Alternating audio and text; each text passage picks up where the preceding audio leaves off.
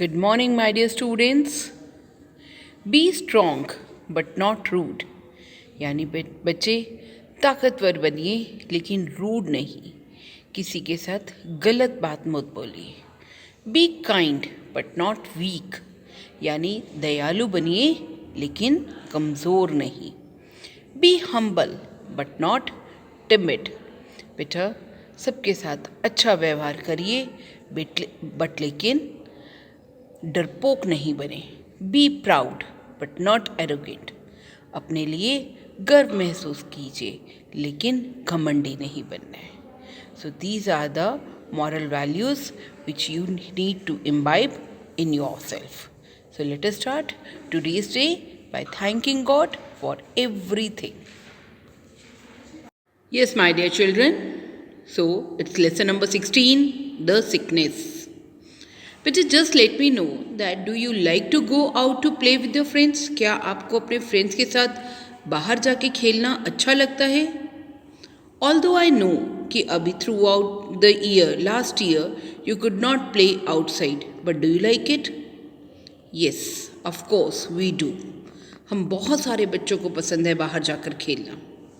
Now tell me, what is your favorite pastime after school and during the holidays? आप जब school से घर जाते हो या छुट्टियां होती हैं तब आपका फेवरेट पास टाइम क्या होता है, यानी आप कैसे अपना टाइम को पास करते हो? Should I tell you children? सोचो जरा. Should I tell you that आप ज़्यादातर अपना टाइम टीवी देखकर या घर में ही बस कुछ गेम्स खेलकर पास करते हो? Isn't it? आपको पसंद है बाहर जाकर खेलना, but sometimes we feel lazy and we sit idle in front of the TV, which is not good. And this is the chapter about.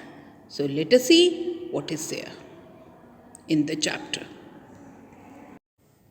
Yes, my dear children, in chapter number 16, the sickness, given in your book at page number 94, we are going to study, rather we are going to learn that physical activity is equally important with the studies.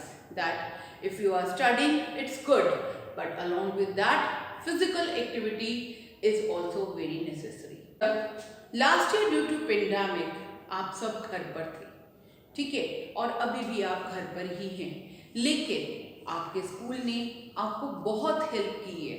Through video lessons, we have all taught you that physical activities can be done at home also.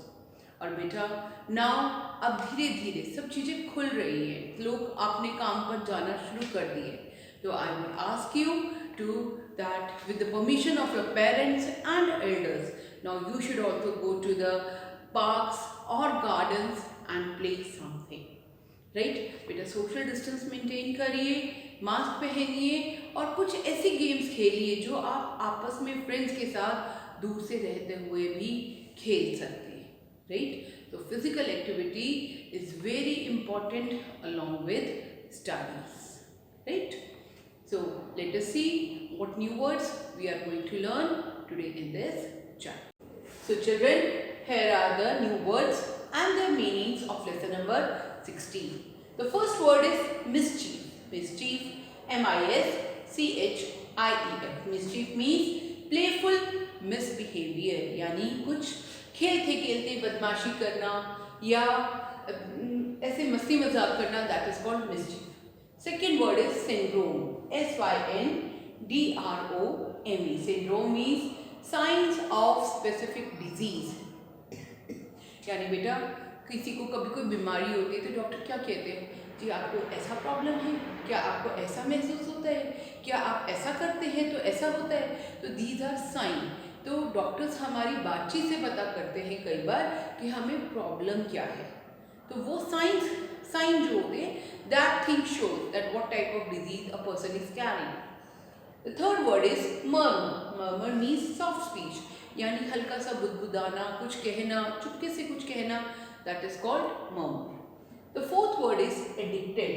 ADDICTED.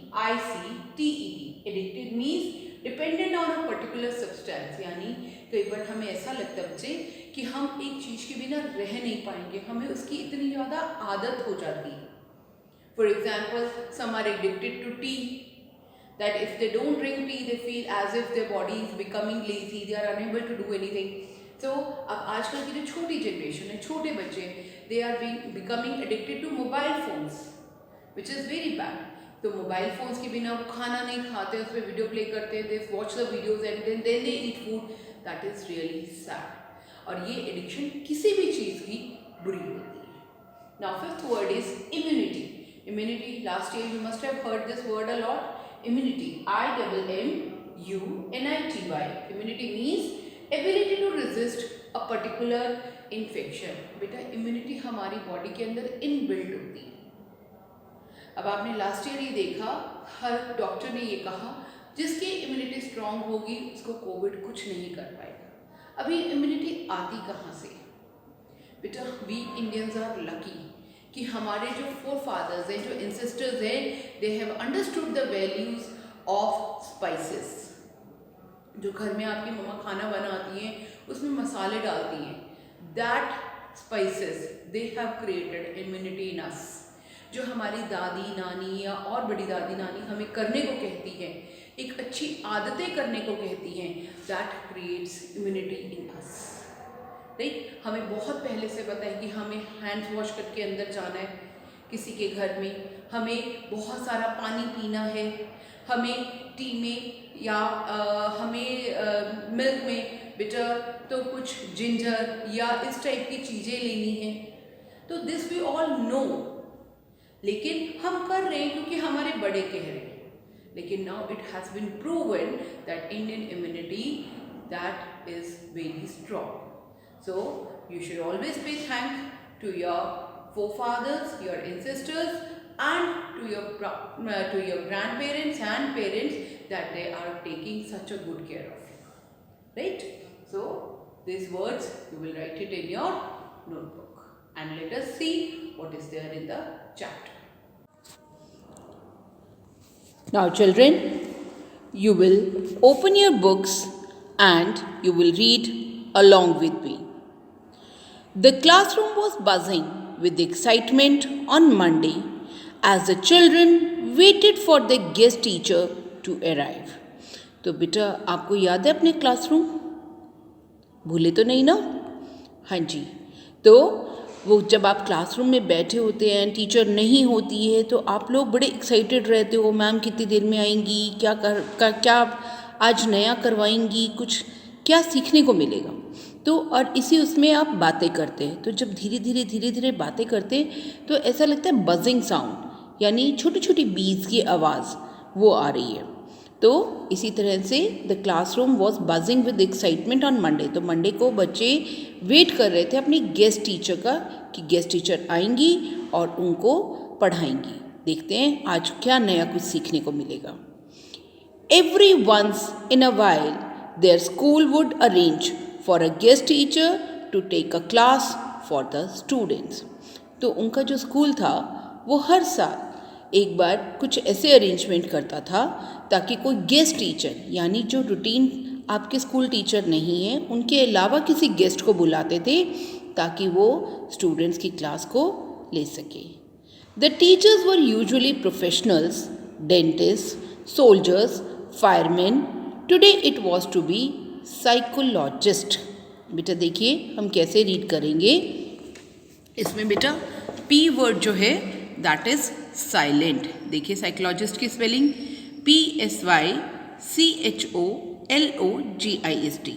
बेटा psychologist कौन होते हैं? Basically ये हमारी मन की जो feelings होते हैं उनको समझते हैं.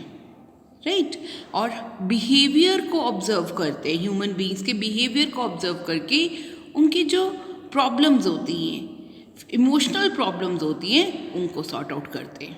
राइट, तो psychologist is a person, someone who studies how human minds work. तो साइकोलॉजिस्ट कौन होते हैं? एक ऐसे पर्सन होते हैं जो स्टडी करते हैं कि ह्यूमन माइंड कैसे काम करता है या उनकी क्या प्रॉब्लम है, इनको कैसे हम लोग ठीक कर सकते हैं। तो जो टीचर आते थे बेटा, गेस्ट टीचर्स, दे वर जनरली क्या होते थे, प्रोफेशनल्स होते थे। किस चीज़ के प्रोफेशनल्स? कभी वो डेंटिस्ट होते थे, तो वो आके बताते थे कि आपको अपने दांतों की केयर कैसे करनी है। सोल्जर्स होते थे कि देखिए हम बॉर्डर पे ऐसे रहते हैं, so that the children are motivated and they may opt to become a soldier in future. Fireman होते थे कि वो उन्होंने कभी कैसे मुश्किलें झेली, कैसे लोगों को बचाया। तो today it was a turn to be a psychologist. बेटा आपके स्कूल में भी हम लोग ऐसे बुलाते हैं। डू यू रिमेंबर कि आपको हाथ धोना सिखाया था हमने? And a team of doctors arrive to our school and they taught us how to clean our hands. भूले तो नहीं ना? हाँ जी। सो ऐसे ही उनके स्कूल में भी गेस्ट टीचर्स आते थे। The children had never met a psychologist and were very excited. Was she going to teach them to read each other's mind? तो बच्चे बहुत एक्साइटेड थे कि साइकोलॉजिस्ट एक्चुअली होती क्या हैं और वो क्या करवाएंगी, एंड क्या वो हमें एक दूसरे का माइंड पढ़ना सिखाएंगी कि देखो उसके थॉट्स कैसे चल रहे हैं अब दिमाग में, क्या वो हमें ये सिखाएंगी? तो दे वर excited to know what she will be teaching to them. When the psychologist walked into their classroom, everyone became quiet and attentive. The class teacher was very amused to see all the children, usually noisy and full of mischief, sitting so quietly in class. तो जब psychologist enter किया room में, उन्होंने classroom में enter किया, तो everyone जो भी क्लास में था वो सब एकदम से क्वाइट यानी चुप हो गए और अटेंटिव यानी ध्यान से सुनने लगे कि अब क्या मैम क्या कहेंगी। द क्लास जो क्लास टीचर थी वो बहुत अम्यूज यानी बहुत खुश हुई ये देखकर कि बच्चे जो हमेशा शोर मचाते रहते हैं, बदमाशी करते हैं, कितने आराम से क्वाइटली क्लास में चुपचाप बैठे हैं। The psychologist introduced herself as Dr. Shaw and then told the children that she had decided to visit the school because of a very important matter. तो साइकोलॉजिस्ट ने अपने आप को इंट्रोड्यूस कराया क्लास से कि that she was doctor Shaw and then told the children कि उन्होंने ये डिसाइड किया कि आज वो स्कूल क्यों आई हैं, एक बहुत इम्पॉर्टेंट मैटर पे डिस्कस करने के लिए, वो बच्चों से कुछ डिस्कस करने के लिए स्कूल में आई हैं। There is a terrible sickness that is affecting many children, she said, and I am here to talk about it so that you can help to prevent it. तो उन्होंने डॉक्टर शाह ने जब बोलना शुरू किया तो उन्होंने सबसे पहले कहा एक टेरिबल यानी बहुत बुरी सिकनेस यानी बीमारी है जो बच्चों को आजकल अफेक्ट कर रही है यानी उनको नुकसान पहुंचा रही है, और मैं यहाँ पर बात करने आई हूँ ताकि आपको ये मदद मिल सके कि आप उस बीमारी से बाहर आ सकें। The classroom was abuzz with whispers. We are only children. How can we help to prevent a sickness? What is this sickness? We haven't heard about any sickness affecting many children. अब वो classroom में धीरे धीरे whispers यानी धीरे धीरे बच्चे आपस में बातचीत करने लगे। अरे हम तो बच्चे हैं, हम किसी सिकनेस को कैसे रोक सकते हैं, और व्हाट इज़ द सिकनेस, ये सिकनेस यानी बीमारी है क्या, हमने तो कभी सुना ही नहीं, कभी मम्मी पापा ने कुछ ऐसा कहा नहीं कि जिसके लिए बच्चे कर सकें। और वो जो बीमारी है that is affecting many children यानी बहुत बच्चों को बीमार कर दिए, मम्मा पापा ने तो ऐसा कुछ भी नहीं कहा। As the class teacher hushed the classroom, Dr. Shaw continued, "It is a sickness of the mind," she said. "It affects the mind first and then slowly it destroys the body." तो अब class teacher ने hush करके चुप रहने का इशारा किया और डॉक्टर शाह ने कंटिन्यू कहा कि ये सिकनेस बेसिकली माइंड ही है, ये बीमारी दिमाग की बीमारी है और जो कि पहले माइंड को इफ़ेक्ट करती है और धीरे धीरे धीरे धीरे पूरी बॉडी को डिस्ट्रॉय कर सकती है। The children were a little scared यानी डर जाना, to hear this, and they looked at each other nervously, nervously यानी घबराहट में। अब बच्चे थोड़ा सा डर गए। ओ माय गॉड, पहले माइंड फिर पूरी बॉडी डिस्ट्रॉय कर देती है, ऐसी कौन सी बीमारी है? और एक दूसरे को घबराहट में देखने लगे। So children, you will read this chapter and write the word meanings in your notebook. Stay home kids and stay safe. Happy learning. Bye.